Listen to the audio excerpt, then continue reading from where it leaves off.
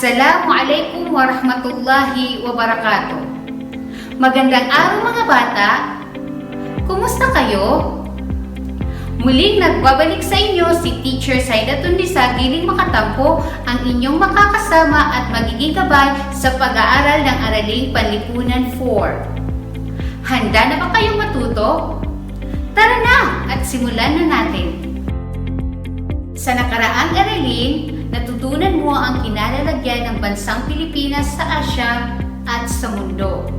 Natukoy mo rin ang relatibong lokasyon nito gamit ang mga pangunahin at pangalawang direksyon na nagpapakita na bilang isang bansa, ang Pilipinas ay may sariling teritoryo.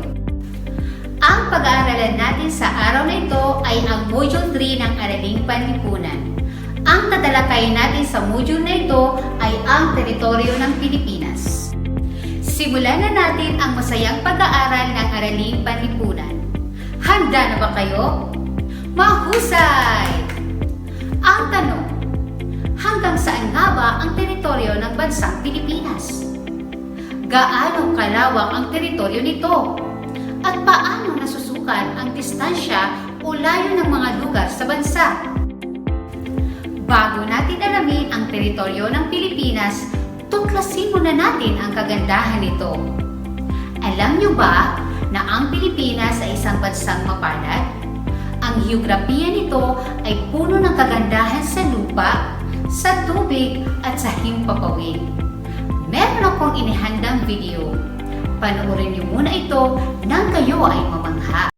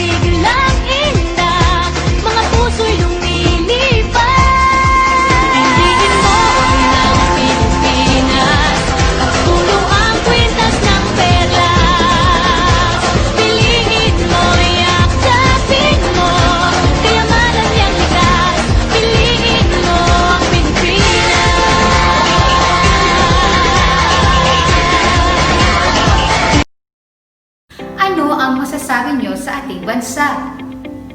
Mahusay! Tunay na sagana sa likas na yaman ang Pilipinas. Ang napanood niyong video ay ilan lamang sa mga teritoryong pagmamay-ari ng bansang Pilipinas. Karamihan sa mga Pilipino ay may mga kamag-anak o kaibigang nakatira sa ibang bansa. Alam niyo ba na sa pamamagitan ng mapa at batayang heograpiya, pwede mo silang matulungang matalunton ang kinalalagyan ng Pilipinas, pati na rin ang mga hangganan at lawak nito. Ngayon ay higit pa natin palawigin ang ating pagtalakay sa ating aralin ngayong araw. Ang teritoryo ay tumutukoy sa sukat ng lupaing sakop ng isang lugar. Kasama rito ang mga katubigan na nakapaloob at nakapaligid sa kalupaan at ang mga kalawakang itaas na katapat nito. Ang Pilipinas ay isang pahabang kapuluan. Itinuturing ito bilang isa sa mga bansang may pinakamahabang baybayin sa buong daigdig. Ayon sa Saligang Batas ng 1987 Artikulo 1, Ang pambansang teritoryo ay binubuo ng Kapuluang Pilipinas kasama ang lahat ng mga pulo at mga karagatan na nakapaloob dito, at lahat ng iba pang teritoryo na nasaganap ng kapangyarihan o jurisdiksyon na binubuo ng mga kalupaan, katubigan at himpapawirin nito kasama ang dagat teritorial, ang ilalim ng dagat, kailaliman ng lupa, ang mga kalapagang insular at iba pang puok submarina nito. Ang mga karagatang nakapaligid, nakapagitan at nag-uugnay sa mga pulo ng kapuluan, maging anuman ang lawak at mga dimensyon, ay bahagi ng panloob ng karagatan ng Pilipinas. Sa mapang ito, makikita na ang Pilipinas ay bahagi ng Timog Silangang Asya. Humigit kumulang sa 1,000 kilometro ang layo ng Pilipinas mula sa kalakhang kontinente ng Asya. Sa hilaga nito, makikita natin ang bansang Taiwan, China, at Japan. Ang makikitang mga bansa sa kanluran nito ay Malaysia, Vietnam, Laos, Cambodia, at Thailand. Sa timog ng ating bansa makikita ang bansang Indonesia. Upang madagdagan ang ating kaalaman, talakayin din natin ang mahalagang petsa tungkol sa teritoryo ng Pilipinas batay sa kasaysayan. Noong Disyembre 10, 1898, nagkaroon ng kasunduan sa Paris sa pagitan ng Espanya at Estados Unidos. Sa kasunduang ito, ipinagkaloob ng Espanya sa Estados Unidos ang Pilipinas sa halagang 20 milyong dolyar. Noong Nobyembre 7, 1900, kasunduan sa Washington sa pagitan ng Espanya at Estados Unidos. Nagkaroon muli ng kasunduan ng Espanya at Estados Unidos kung saan sa pagkakataong ito nadagdag ang Cagayan, Sulu at Sibuto sa teritoryo ng bansa. Noong Enero 2, 1930, kasunduan sa pagitan ng Estados Unidos at Gran Britanya. Ipinahayag dito ang mga hangganang sakop ng Pilipinas kaugnay ng hangganan ng Hilagang Borneo. Ipinahayag din sa kasunduang ang Mangsi at Turtle Islands ay sakop ng kapuluan ng Pilipinas. Noong Hunyo 11, 1978, nilagdaan ni Pangulong Ferdinand Marcos ang Presidential Decree No. 1596 na nag-aangkin sa bagong pulong itinuturing na sakop ng teritoryo ng Pilipinas. Ito ay walang iba kundi ang pangkat ng mga pulo ng Kalayaan o Spratly Islands. Ang saligang batas ng 1935, tinutukoy rito ang mga pulong Batanes na hindi na isama sa kasunduan ng Paris ay bahagi na ng Pilipinas dahil sa paninirahan ng maraming Pilipino sa lugar na ito.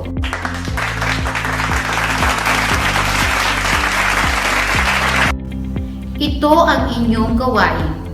Basahin at unawaing mabuti ang mga tanong at bilugan ang letra ng tamang sagot.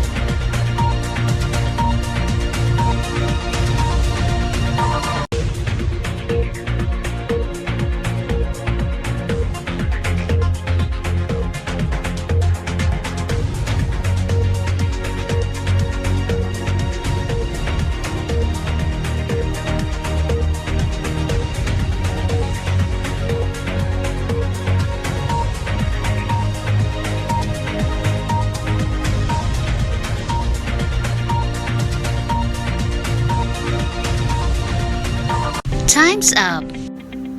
Tungkulin natin bilang mamamayan ng Pilipinas na ipagtanggol ang teritoryo ng ating bansa. Ito ay nararapat lamang nating gawin upang hindi tayo masakop ng ibang bansa at manatiling malaya.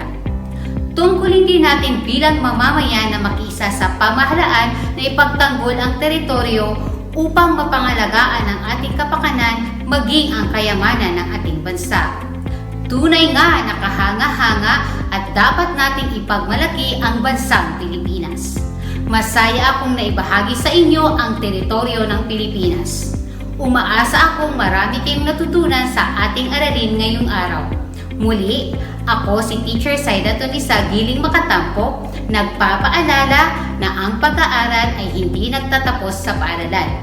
Hanggang sa muling pagkikita, paalam!